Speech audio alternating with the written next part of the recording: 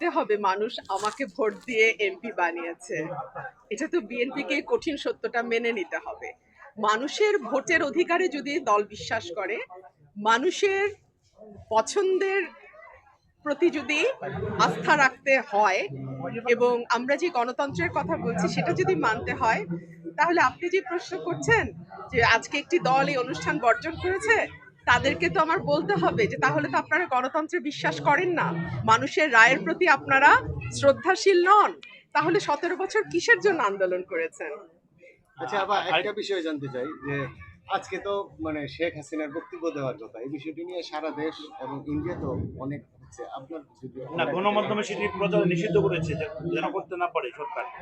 এই বিষয়টা আজকাল তো কিভাবে দেখেন? গণমাধ্যম কেবল 26টা চ্যানেল নয়, আজকাল প্রত্যেকের হাতেই গণমাধ্যম আছে। যে যে শুনতে চায় তারা শুনতে পারবে। এভাবে তো আসলে কারো বক্তব্য প্রচার বন্ধ রাখা যায় না। আমরা শেখ হাসিনার আমলে দেখেছি যে জনাব তারেক রহমানের বক্তব্য প্রচার নিষিদ্ধ ছিল এবং সেটা কোর্টের আদেশ দিয়ে নিষিদ্ধ ছিল। সেটা যদি গণতন্ত্র না হয়, তাহলে এটাই বা কি করে গণতন্ত্র হয়? গতকালকে ছাত্র শিবির এবং ছাত্র দলের মধ্যে ব্যাপক সংঘর্ষ হয়েছে, অনেকে হতাহত হয়েছে। এটা কিসের আলামত দেখছেন আপনি? আমি ছাত্র শিবিরেরও না, ছাত্র দলেরও না, এটা নিয়ে আমার না, কোনো আপনার বক্তব্য নাই। অবজারভেশন জানতে চাচ্ছি। এটা দেশের আইন শৃঙ্খলার যে নাজুক পরিস্থিতি সেটাকে ইন্ডিকেট করে।